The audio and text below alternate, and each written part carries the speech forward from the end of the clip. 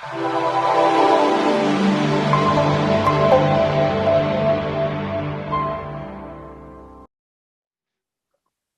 everyone, this is Robert Keens of goldsilverpros.com. I have a very special first-time guest on the program today. It is Cesar Gonzalez, the Chief Executive Officer of Sailfish Royalty Corp, and previously the VP of Corporate Development and Director of Marlin Gold Mining. How are you doing, Cesar? I'm doing great. I'm happy to be on the show. Yeah, thank you for joining us. I appreciate having you on. I've wanted to have a guest on to talk about the royalty companies for the longest time, so I'm so happy that you've joined us. It'll be a great conversation for our viewers to get into. And you guys are in the gold and silver space, which of course excites us because we're Gold Silver Pros and we like to talk about the precious metals. Before we get started into your company and the projects that you have and the opportunities that you provide investors, I wanted to chat a little bit about gold first. We were talking before the program began about why we think gold is in a bull market.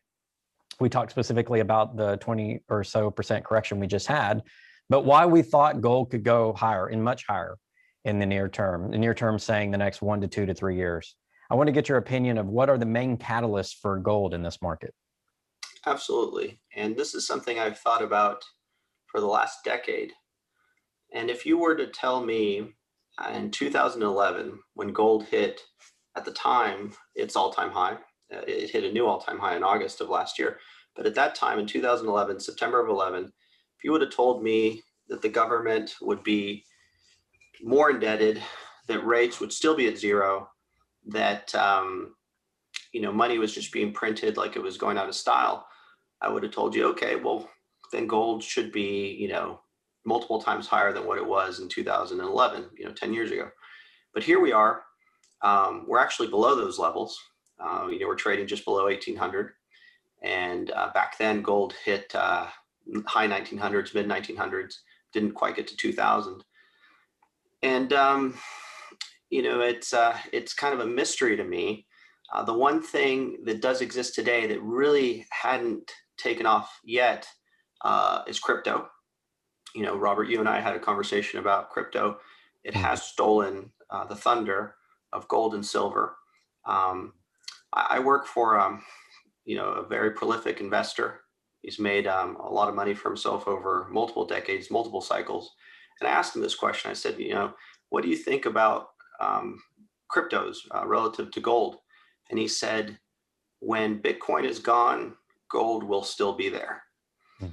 And I think that's a very powerful statement. It's a simple statement, but it means a lot because with gold, we're talking about an asset that has survived as many cycles as there has been in the history of this world. It's got thousands of years of history as a store of value, as something that has been coveted. And I don't think that that's going to go away so easily. However, this new technology, which has caught the attention of the world, this cryptography with regards to creating, assets, that sounds interesting. It's gotten a lot of eyeballs, but it hasn't passed all the tests that need to be passed for an asset to have millennia's worth of status as a store of value. Mm-hmm. So, but you asked over the next year or two, I'm talking about very long-term cycles. So what I see now is a perfect setup after 20% retracement in the price of gold to break out to new highs. You have other commodities that respond a little more to supply and demand than gold does. I'll give that to them, but they're all breaking out to new highs. Lumber, copper. My father-in-law is a farmer here in the great state of Kansas, and he was commenting that he's selling corn now over $7 a bushel and soybeans over 16 a bushel.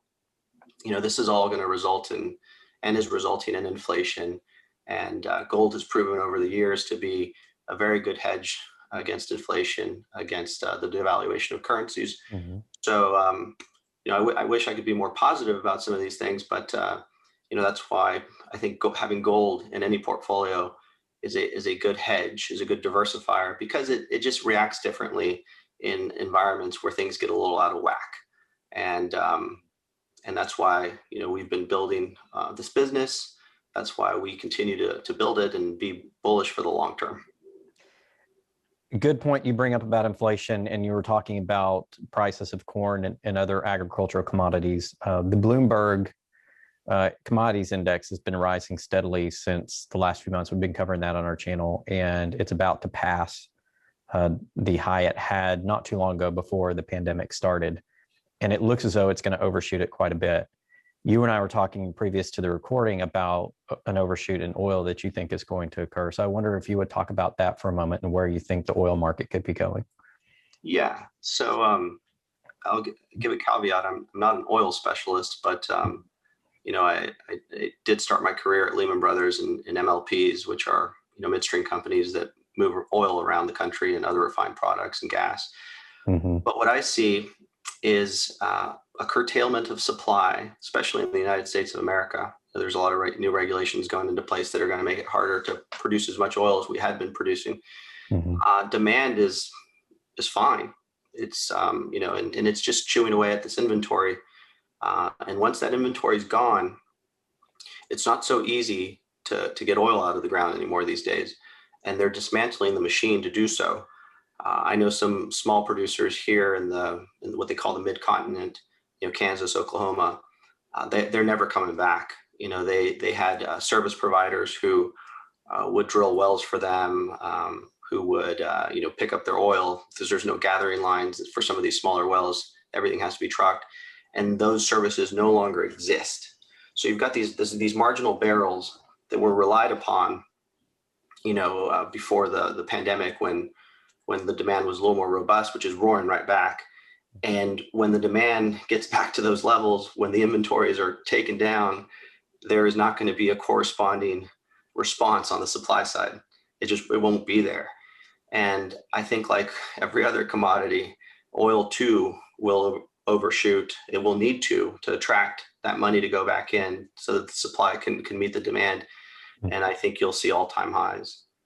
By the summer of 2022, I think we're going to see oil levels that people never thought they'd see again. And keep in mind, the last highs in oil were in 2007.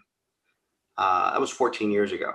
So even if we get back to $150, per barrel oil, adjusted for inflation, it needs to go high. It could go higher, and it would still just reach those levels, adjusted for inflation. So I wouldn't be surprised if you saw, $200 per barrel oil. And I think that's one of the, talking about restarting the economies and the fact that demand went down quite a bit, but what you just said about destruction of certain areas of the economy. And it's not as though we can just push like the Staples Easy button and reboot the economy and everything goes back immediately to where it was. When you have demand destruction, people shut things down. People may shut a mine down, or people may turn off manufacturing capabilities, or like you said, they may divest of their trucking infrastructure.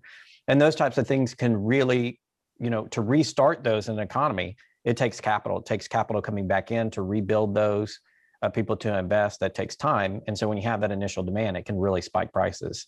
So I do think we're going to see quite a bit of that in the economy as well. And we haven't even gotten to the money printing argument here yet. I'm going to share screen on something from Fred, which is for the Federal Reserve money stock. This is M1 money stock. And as we can see on the chart, we saw a vertical pattern in 2020. Of course, the government spent a lot, created a lot of liquid cash because of the pandemic and the shutdowns to help keep the economy going.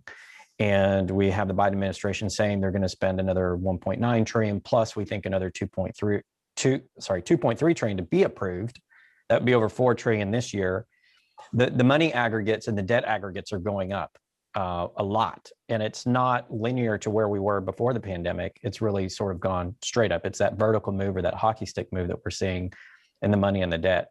I wonder if you'd speak a little bit about, yes, we're having inflation now, but what happens when all of those money aggregates hit the economy? Yeah, that's something that you had the chart up, and that goes across many decades of data. Mm-hmm. And it's very noticeable when you look at where 2020 is. It's a step change. Mm-hmm. It's not, it doesn't even fit the scale of what is happening. You could see a little rate of change difference from the last financial crisis of 08 to 2020. So that was a little steeper than even any of the years before. But what happened now, it's unprecedented. So whatever monetary theories are out there about what is going to happen, I guess we have Japan as an example, but with very different population, very different dynamics. We're in uncharted territory. I don't know.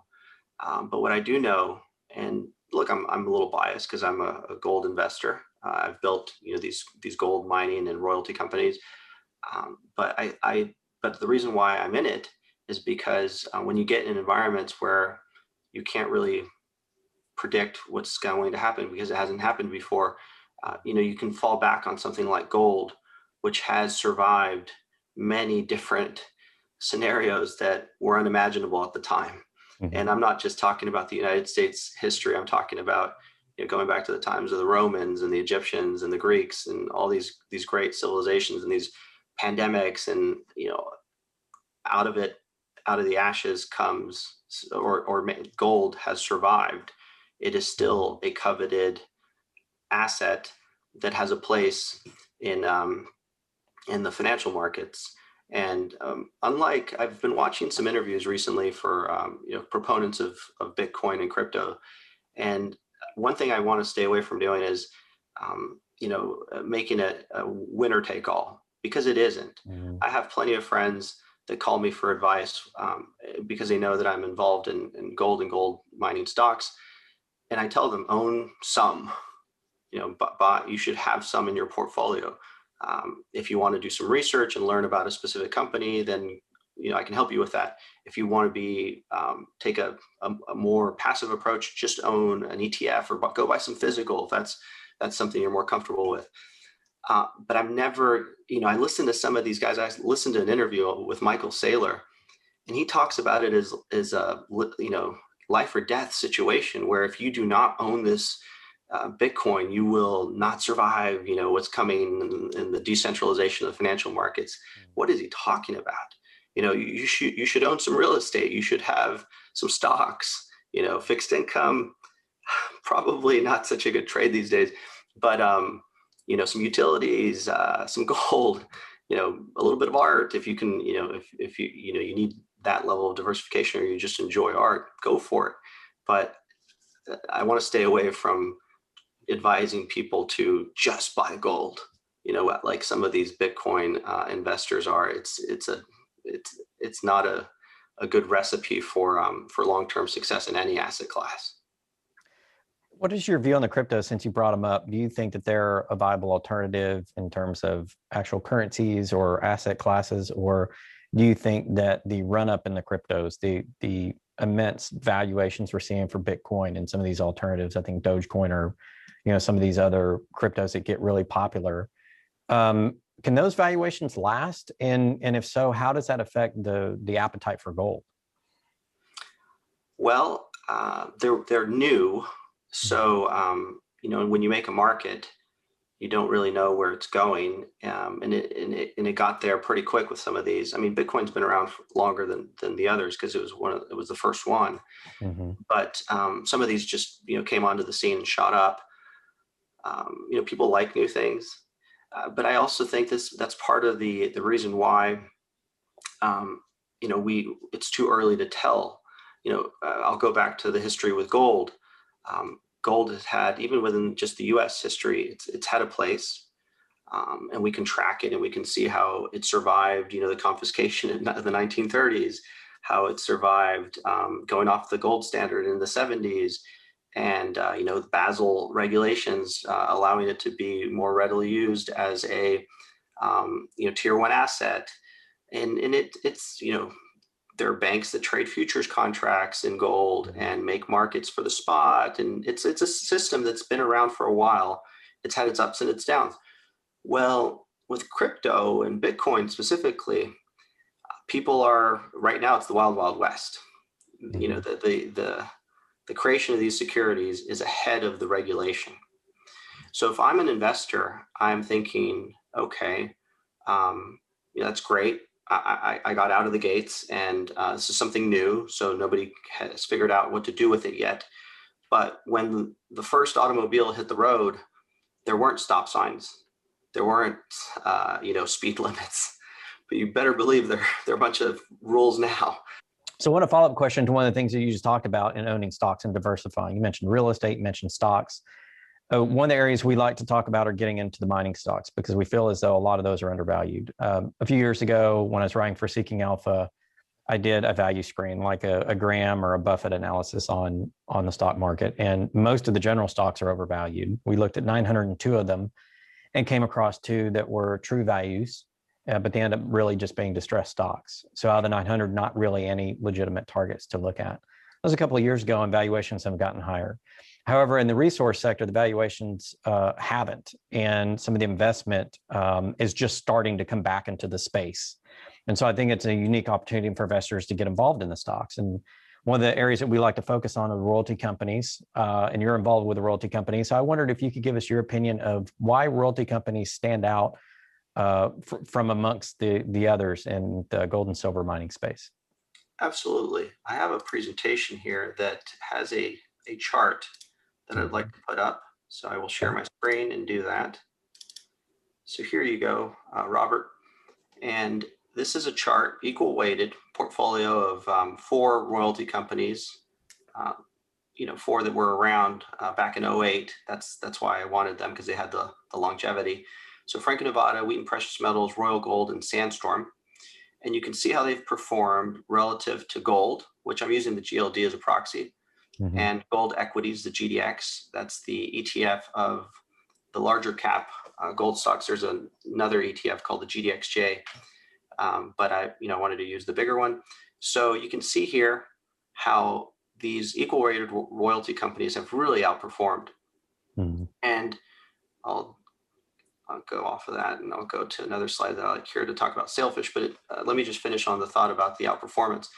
So with royalty companies, you have the ability to get a lot of leverage without a lot of cost.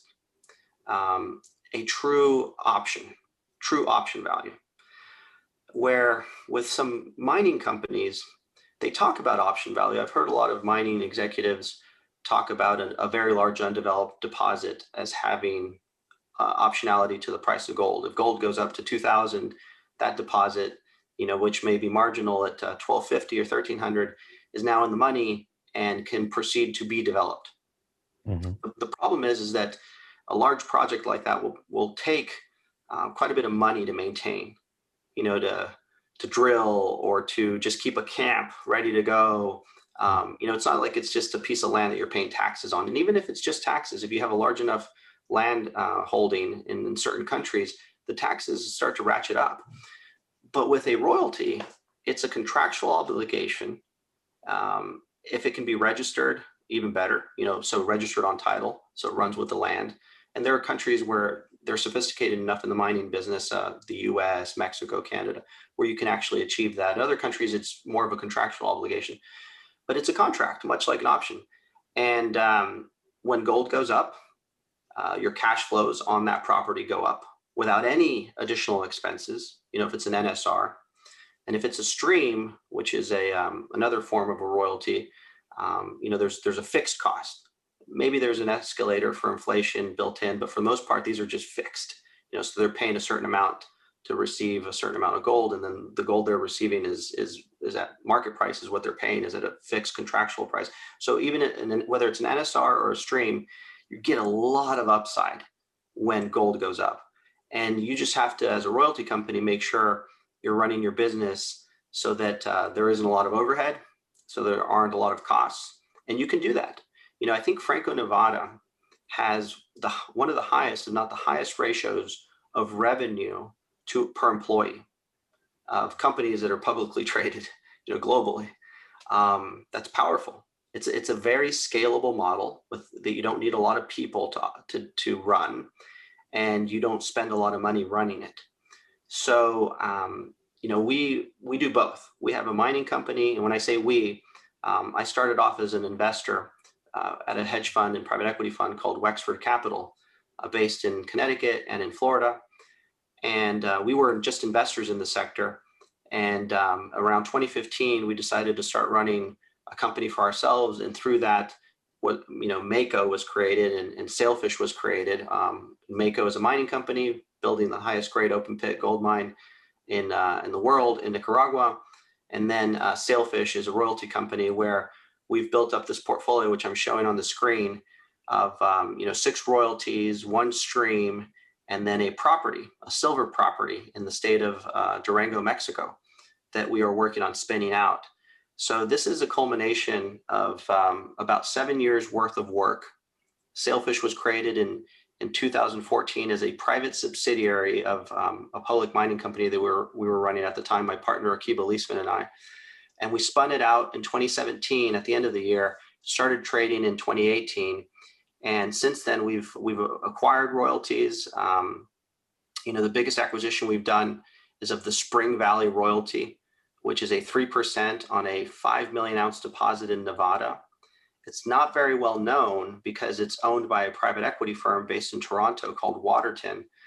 But a couple of weeks back, one of our competitors, one of the largest royalty companies in the precious metal sector, a Cisco royalty, is about I think they're the 4th largest market cap in our sector, around 2 billion plus US market cap. They acquired a 2.5% NSR on Spring Valley, and NSR is a net smelter royalty. And they already owned 0.5%. So now they have the equivalent 3% that we do. And this is a big deal for us because it validates our acquisition in 2019. So they own 3%, we own 3% on this very large undeveloped project that's held inside a secretive private equity firm. So it gives a little more visibility to the project, to the royalty. And Cisco is covered by 15 analysts. Sailfish is covered by 0 analysts. So those 15 analysts, maybe a dozen, maybe all of them decide to write research reports to talk about what they think Spring Valley is worth. And you better believe that I'm going to be reading those reports and summarizing them for our shareholders, because now we have a look through on valuation. And I think that the price they paid for the asset was actually a very good price. It was about $26 million, which values our 3% at just over $31 million, roughly equivalent to what we paid for back in 2019. If you deduct the cash and some of the assets that we sold off, we actually got a much better deal. But that was 19 versus 2021, and the gold price is much higher than it was now. So that makes sense. They got a good deal. But I think now that it's inside of the company, they're going to want to talk about how much it's really worth, right? They made the acquisition at 26 million.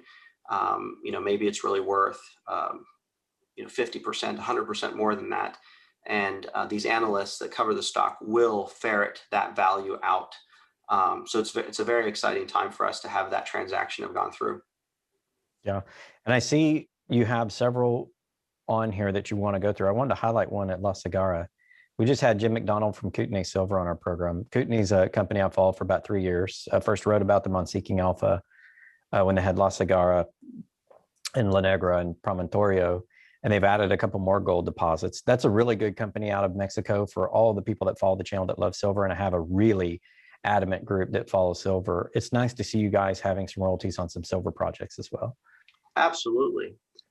We like precious metals, and gold and silver are our two favorite within that. If gold goes up 50%, you should expect silver to go up 75 or maybe 100%. Mm-hmm. It has a lot of leverage to gold. We sometimes joke and call it the poor man's gold, but there is some substitution that happens when you get a big spike in gold. People rush to silver. And not only do we have royalty like La Cigarra that has exposure to silver, we have a silver property in Gavilanes, which mm-hmm. is an asset that we are looking to spin out. Because one thing we've noticed over the years is that having a property inside of a royalty company, it complicates things. There are investors that only want to do royalties, and there are investors that only want to do mining companies or exploration companies. And when you try to do the two together, you actually end up losing a lot of the audience as opposed to combining the audience. It's very odd. Mm-hmm. If you did a Venn diagram of who cares about what, in the middle is probably the least amount of people. Mm-hmm. So we don't want to do that. That wasn't our intent. But we had a deal where we restructured the stream we have on San Albino, this high grade open pit mine in Nicaragua, and we got the silver asset essentially for free. So, you know, if you look back at the history of investing, when somebody gives something to you that you think could have tremendous value, that's generally a formula for success. And so we took it. We've been paying concession taxes of, you know, close to $185,000 a year to maintain it. We are now starting to do a little more work on the property in anticipation of putting together an updated resource report that will then allow us to spin it out. We'll have more details about how we're going to structure it. Being part of the Wexford group, Wexford also has an asset that's private, a silver and gold property in Cochise County, Arizona, here in the United States of America, that we think would be a perfect complement to Gavilanes. So we're looking to put the two together and to create a whole new company. We've already chosen a name, sticking with the billfish. It'll be called Swordfish Silver. And Swordfish Silver will have the silver property, which is a very attractive exploration property in Durango, Mexico, Gavilanes. And it'll have the development property with a lot of exploration upside, which is going to be Commonwealth, silver and gold, historical producer from the 1800s, private land, which is important these days because you know, we did have a change in administration and they're taking a different view to development on public lands, mainly, you know, the BLM Forest Service. We have the luxury of being on private land in Arizona and Cochise County, which is a county that's open for business for mining. So that's a new company that's going to be created. I think it's very exciting. And, you know, for a shareholder taking a look at Sailfish, they get the royalty company, I think, at a discount. And then they get the silver asset for free, because if our royalties are trading at a discount, then the silver asset, you know, I think there's negative value being, it's not negative value, but no value being ascribed to it. And so they essentially get it for free. The same deal we got back when we put it into the company. And, you know, if you're talking to other silver companies, Robert, you know that there aren't very many of them. You know, especially not primary silver mines, they're extremely rare. And so if you have the opportunity to get involved in one, it sounds like you guys are going to put together a company from your existing portfolio. We definitely love to highlight those. Those are huge values for our investors. Yeah. And in March, we announced the addition of a member to our team down here, Paul Illustrito. He is a former research analyst that's also been a banker. He's a rock mechanics engineer. So he's got that wonderful combination that we've seen be very successful of capital market savvy plus you know, technical background. And you know, when we put out the press release announcing he was joining the team, it was very specific. It said his primary responsibility is going to be the spin out or the monetization, the maximization of value, whatever you want to call it, because we're still working on structure of Gavilanes. And you know, when this new company is created, if that's the path we go down, we've got a guy that's going to be able to run that for us, and he'll be spun out with the asset, and we will have a dedicated management team. So, you know, I think the royalty story is good enough, and you know, I haven't even gone into the cash flow step change that we're expecting in the company with the turning on of the mine in Nicaragua. But you know, inside of the company, we also have this silver play that could be a big win for people to get involved. Okay. We have a few minutes left. Cesar, if you could talk a little bit about maybe that step up valuation you would get. I think it's from Nevada, and then talk about your share structure for just a moment.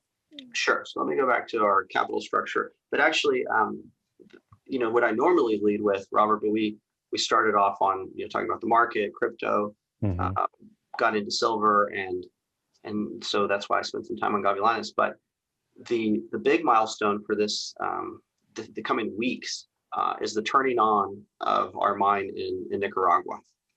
When I say our mine, I'm talking about Mako. I'm also an officer of Mako. I'm one of the people behind that company. But we have a stream equivalent to 3% of, so it's equivalent to 3% NSR of the production from San Albino.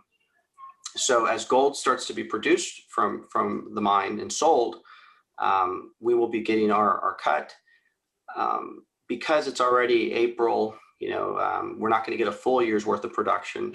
But over the next 12 months, starting, you know, in May, we're expecting to get anywhere from 1 1.75 to $2 million, depending on where the gold price is, depending on how fast they can drain the stockpile that they have over at Mako. So $1.75 to $2 million over the next 12 months in royalty cash flow, where we were previously only receiving about $25,000 a quarter from our El Compas royalty in Mexico, which is a gold and silver asset, but it's small, and you only have 1.5% there. But that's a big step change for us. Going back to the chart you highlighted, where you had M1 or M2, I forget, money supply, and it just shoots up in 2020. We're going to have a similar dynamic where we're getting a trickle of cash flow from this El Compas royalty in Mexico, and now that Nicaragua turns on, it's going to hit another level. And what do we do with cash? Well, any excess cash that this company has had since it's been publicly traded has gone to share buybacks. You can look at the numbers. There's a history of us just buying back a lot of shares whenever we monetize an asset or get cash from a transaction that we're doing. We're constantly, reevaluating our portfolio. We buy back shares. When we have a steady stream of cash, like what we're expecting from San Albino, we're looking into a dividend. We think that royalty companies should be run lean. I don't take a cash salary. I've been compensated entirely with equity. My partner and co-founder of the business, Akiba Leisman, he's a chairman, also no cash, all equity. And when the cash starts coming in from San Albino, we're going to be disciplined about paying out a dividend. So that's a big milestone that's coming up for the company. All right. If you'll stop sharing screen for just a moment, just to let people know if they want to find you, TSX.V under the FISH is your ticker, and then you're on the OTCs here in America. Can you give us that ticker as well? Absolutely. It's SROYF, SROYF. And the value proposition for you is going to be the re-rating when you get that additional production online. And of course, your news is going to start coming out. So we're going to cover you guys on the channel for the next quarter. And in our summer quarterly newsletter, the Golden Quarterly, we will do a full breakdown of all of your projects in detail. Of course, we'll get a statement from you guys to put in that quarterly as well for our website subscribers. But stay tuned to Gold Silver Pros. We're going to be covering this company over the next quarter. We're going to provide all the news updates that Sailfish has, including the potential spin out into Swordfish and the additional production that's coming online that's going to help your stock out quite a bit. Any last thoughts for us, Cesar, before we go ahead and wrap up? Other than it's an exciting time to be taking a look at the company.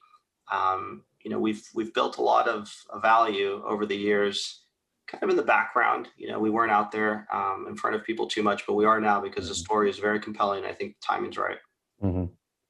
I agree with you. I see a lot of catalysts for you guys. And again, I love the royalty and streaming space for a couple of reasons. One, it's a great value for investors.